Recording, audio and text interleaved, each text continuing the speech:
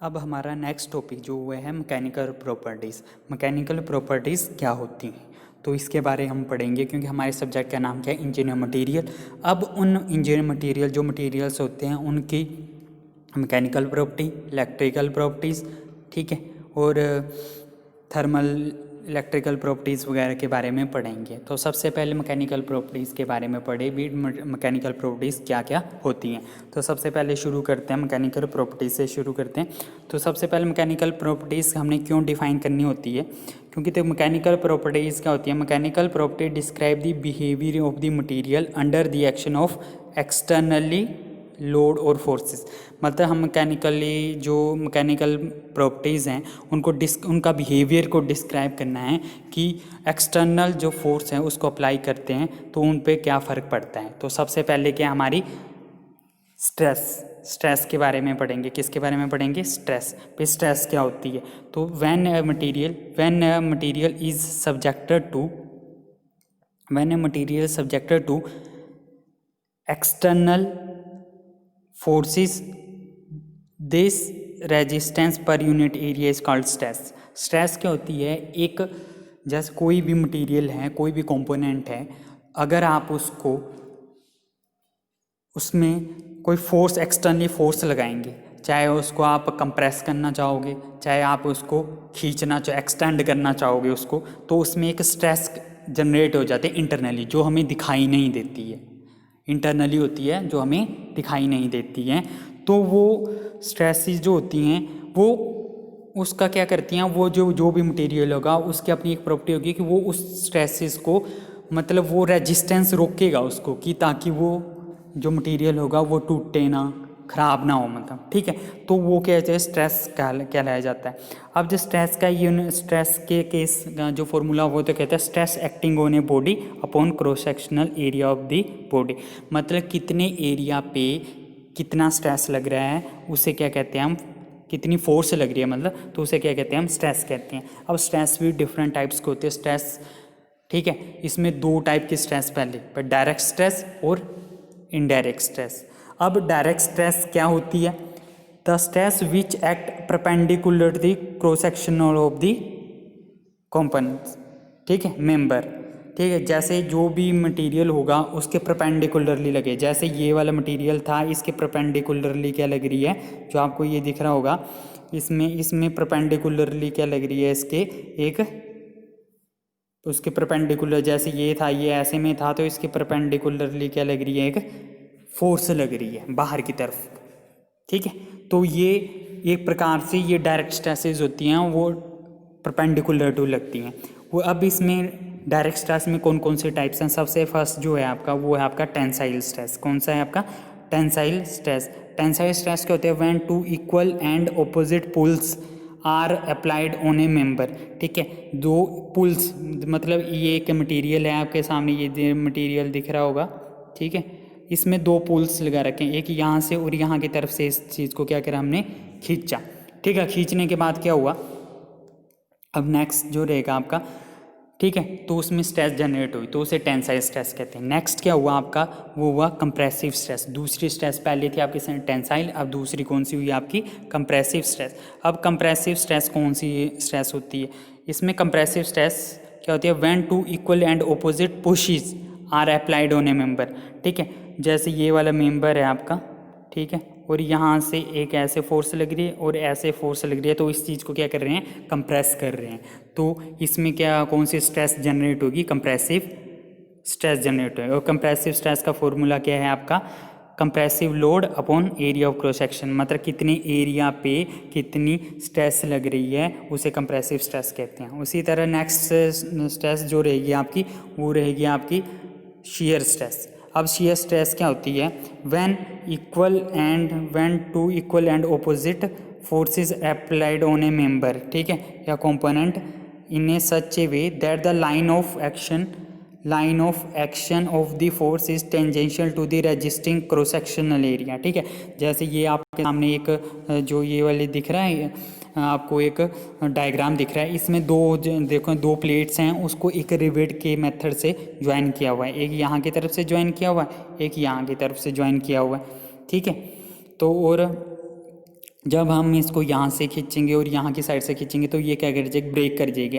तो इसमें क्या, कौन सी शीयर स्ट्रेस, मतलब कुछ एंगल पे लगेगी जिसके कारण ये क्या हो जाएगी, टूट जाएगा। और ये क्या कहलाया जाएगा, एक कंप्रेसिव, मतलब एक शीयर स्ट्रेस कहलाया जाएगा कि इसमें इसके अंदर जो शीयर स्ट्रेस के कारण ये क्या कर गया, ब्रेक कर गया। नेक्स्ट जो है आपकी वो रहेगा आपका,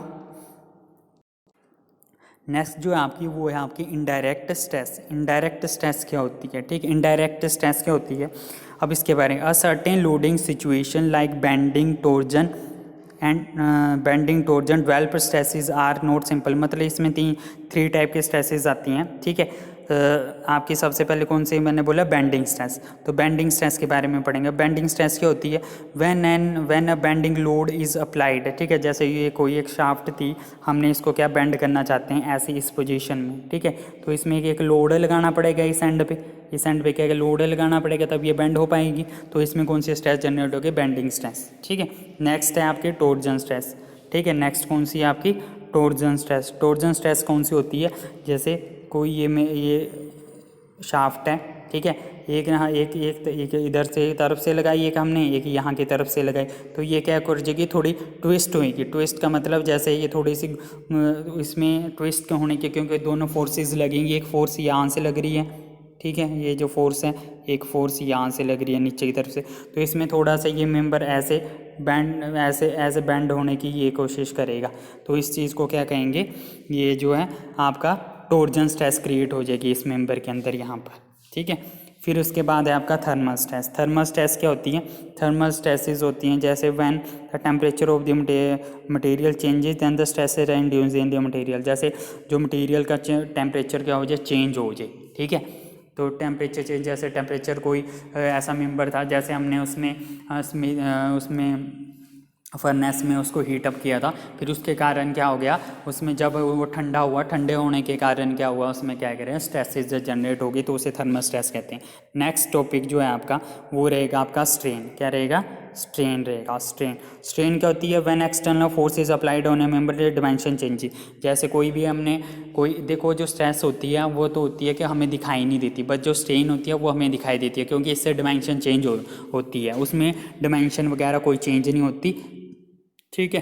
तो वो क्या आगे किसके अंडर आती है, स्ट्रेस। पर जिसमें डायमेंशन चेंज हो वो स्ट्रेन कहलाई जाती है। जैसे इसमें लिख रखा है change in dimension upon original dimension. अब जो आपकी टाइप ऑफ स्ट्रेन है वो डिफरेंट टाइप की है। फर्स्ट टेंसाइल, दूसरी शेयर, तीसरी कंप्रेसिव, फोर्थ वॉल्यूमेट्रिक, 4 टाइप्स की हैं, ठीक है। तो फिर उसके बाद हम अब इसके टाइप्स जो हैं कौन कौन सी हैं, सबसे पहले है टेंसाइल स्ट्रेन। टेंसाइल स्ट्रेन में क्या क्या आ गया, the effect of the applied forces is to increase the dimension of the body. क्या करें, इंक्रीज करें। जैसे ये मेंबर था, पहले हमने क्या किया इसमें कि यहाँ की तरफ और यहाँ की तरफ फोर्स लगाई, तो उसके कारण इसकी क्या हो रही है, डायमेंशन चेंज होगी, ठीक है, डायमेंशन चेंज होगी। जैसे डॉटेड लाइनें दिख रही हैं आपको, तो ये कह रहे हैं डायमेंशन चेंज होगी। जैसे एल थी इसकी, वो कितनी, एल जो था वो इसकी क्या थी, डायमेंशन थी, ठीक है, एल जो थी इसकी डायमेंशन थी। फिर उसके बाद क्या हुआ, चेंजेस होगी, तो एल प्लस डेल्टा एल लिखा हुआ है ना ये वाला, तो ये चेंज होगी। तो अब टेंसाइल स्ट्रेन क्या होती है, टेंसाइल स्ट्रेन होती है आपकी increase in length upon original length. Increase कितनी करी है, जैसे पहले 100 थी, फिर उसके बाद अब कितनी होगी, 120 होगी, तो कितनी इंक्रीज करगी, 20। तो ये 20 अपॉन ओरिजिनल कितनी थी, 100, तो 20 अपॉन 100 के बराबर इसमें स्ट्रेन प्रोड्यूस हो गई, ठीक है। तो ये आपकी क्या होगी, स्ट्रेन होगी।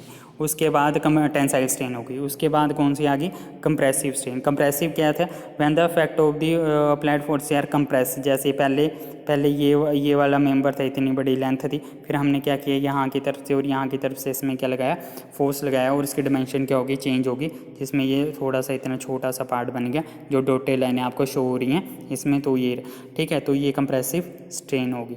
ठीक है। उसके बाद क्या आ गया, उसके बाद आ गया shear strain, ठीक है। द स्ट्रेन प्रोड्यूस द shear stress is known as shear strain, ठीक है। द स्ट्रेन कैसे प्रोड्यूस हुई, जैसे कोई मेंबर था, ये कोई मेंबर था, जैसे डायग्राम में दिखा रखा है, इसको यहाँ की तरफ से फोर्स लगाई तो ये थोड़ा सा ऐसे बेंड कर गया यहाँ की तरफ को, तो इसमें कुछ एंगल में क्या हुई, स्ट्रेस क्रिएट हुई, उसे क्या कहेंगे, स्ट्रेस भी क्रिएट हुई, स्ट्रेन क्रिएट हुई, जिसकी तरह उसकी चेंज होगी लेंथ, जिसे हम shear strain का फॉर्मूला आपने लिखा हुआ नीचे, transfer displacement distance upon distance of A B, ठीक है। तो इसके भी ये क्या shear strain कहलाई जाएगी, ठीक है।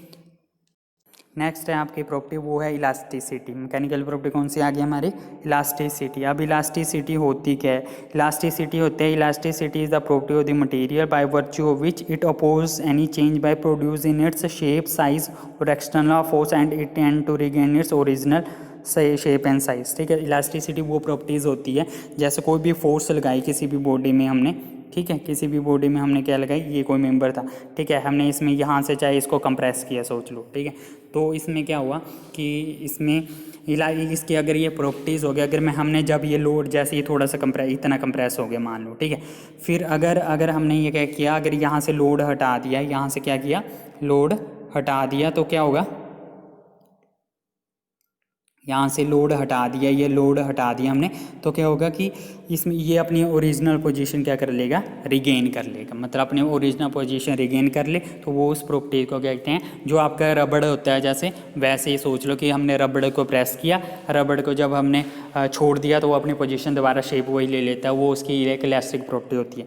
उसी तरह नेक्स्ट क्या आपकी स्ट्रेंथ होती है, क्या होती है, स्ट्रेंथ होता है, स्ट्रेंथ में डिपेंड प्रॉपर्टी होती है by virtue of which it can withstand or support an external force load without rupture, कि रप्चर के कारण कोई, जैसे जब तक स्ट्रेंथ को होती है कि जब तक मटेरियल ना फेल ना हो, जब तक मटेरियल क्या हो, फेल ना हो, जब तक उसकी स्ट्रेंथ बनी रहे, उसकी पावर बनी रहे, कि वो लोड को सहती रहे, ठीक है। उसमें लोड डाल रहे हैं, कोई भी मेंबर है, कोई भी शाफ्ट है या कुछ भी, उसमें मेंबर में कोई लोड डाल रहे हैं, तो उसमें क्या होगा कि वो जब तक वो उसकी स्ट्रेंथ कब तक होगी, जब तक वो रप्चर ना, जब तक वो टूटे ना या ख़राब होना शुरू ना हो जाए, तब तक उसकी वो क्या कहलाई जाएगी, उस मेंबर की स्ट्रेंथ कहलाई जाएगी, ठीक है। नेक्स्ट जो रहेगा आपका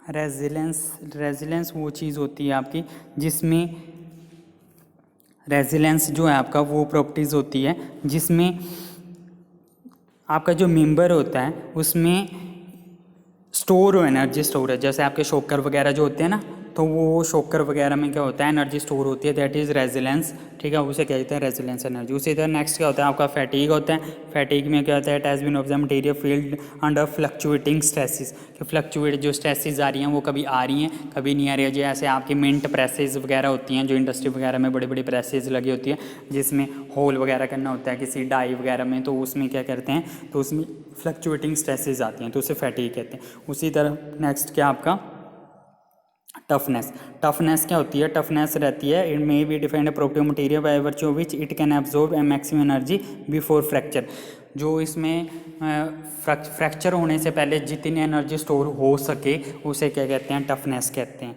ठीक है।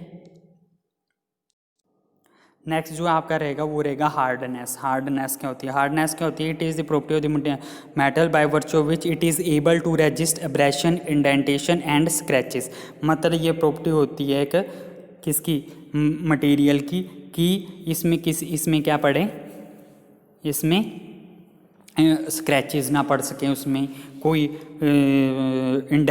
डेंट्स ना पड़ सके, डेंट वगैरह जो पड़ते हैं वो ना पड़ सके, अब्रेशन, जैसे कोई स्मूथ सरफेस है उसके ऊपर हमने कोई रफ सरफेस वाला कोई मेटल रख दिया तो उसके कारण उसमें कोई अब्रेशन ना हो पड़े, तो वो अगर वो चीज़ नहीं होगी तो उस चीज़ की वो प्रॉपर्टी क्या कहलाई जाएगी, हार्डनेस कहलाई जाएगी। उसी तरह नेक्स्ट क्या है आपका, नेक्स्ट प्रॉपर्टीज़, तो मैकेनिकल प्रॉपर्टीज़ मैंने सारी करवा दी। अब नेक्स्ट जो है आपकी थर्मल प्रॉपर्टीज़।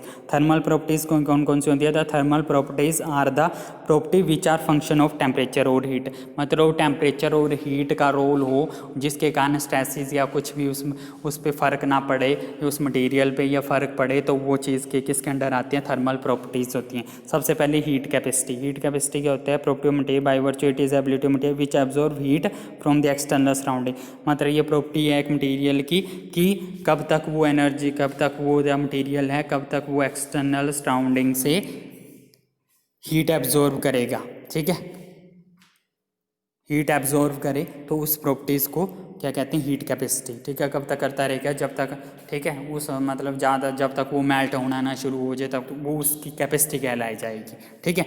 उसके बाद उसका क्या है आपका स्पेसिफिक हीट। स्पेसिफिक हीट क्या होती है, it is the quantity of the heat that must be added to the unit mass of solid to raise the temperature 1 degree, ठीक है। मतलब ये एक हीट को किसकी है, क्वांटिटी ऑफ हीट, हीट के कारण 1 डिग्री टेम्परेचर इंक्रीज होने को क्या कहते हैं, किसी बॉडी का टेम्परेचर आगे किसी किसी कंपोनेंट का अगर टेम्परेचर 1 डिग्री से 1 डिग्री हो जाए तो उसको क्या कहेंगे, स्पेसिफिक हीट। हीट के कारण टेम्परेचर बढ़ जाए तो वो क्या कहेंगे, स्पेसिफिक हीट। उसी तरह नेक्स्ट क्या आपका थर्मल एक्सपेंशन। नेक्स्ट क्या आपका थर्मल एक्सपेंशन।